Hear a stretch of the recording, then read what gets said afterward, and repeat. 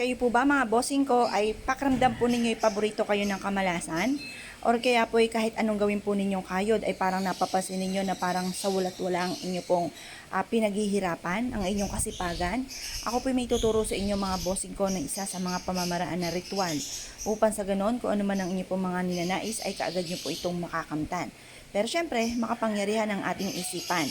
Kailangan naka-mindset na sa inyo na kayo po yung magiging matagumpay at matutupad na lahat ang mga pinapangarap at malalayo kayo sa anumang kapamakan.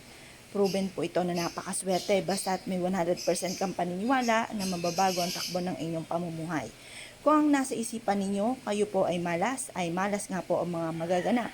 Pero kung papalitan niyo po ito, i-reverse po ninyo ang nasa inyong isipan na kayo po yung magiging matagumpay at simulan na ito ng tagumpay ninyo. Wala pong imposible sa mga taong masisipag, madiskarte, hindi nakakalimot magdasal at sasabayan din natin ng mga pampaswerte.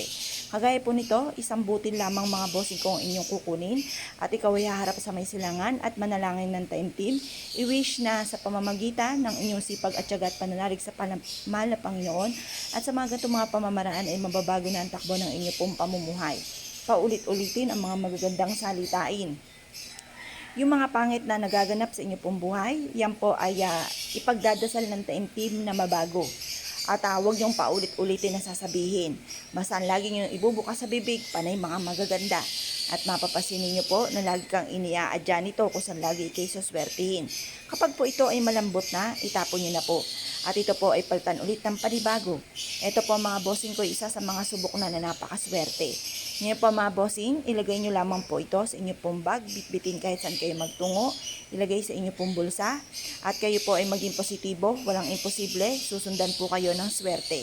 Ito po mga bossing ko ay isa sa mga marami na nagpatotoo na sila po sinuwerte po dito at hindi na rin ako magtuturo dahil ito po isa sa mga paborito ko na pampaswerte. Kung ikaw ay naniwala at nais po itong gawin, huwag na po kayo magpatumpik-tumpik pa.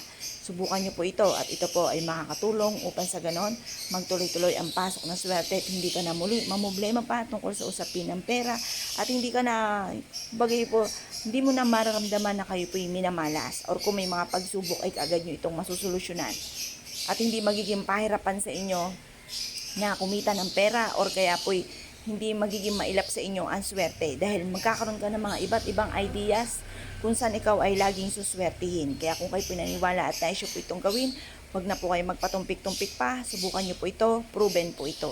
At ganoon din po mga bossing, kapag po kayo matutulog, pwede nyo rin po siyang ilagay sa inyo pong ilalim ng unan upang sa ganoon ay magkaroon kayo ng masarap na tulog, malayo sa anumang kapahamakan at kayo po ay hindi malasin. Dahil habang tayo natutulog ay malaki po ang posibilidad na kayo po ay pag may naiinggit sa inyo, gamitan kayo ng kaliwa, maaaring ito ay tumalab or kaya hindi kayo makatulog bagamat kayo pagod na. Maaaring may mga hindi kayo nakikita na nasa paligid para hindi kayo lapitan po nila. Mainam na meron po kayong ganito. Kaya kung kayo pinaniwala mga bossing, good luck po sa inyo po lahat.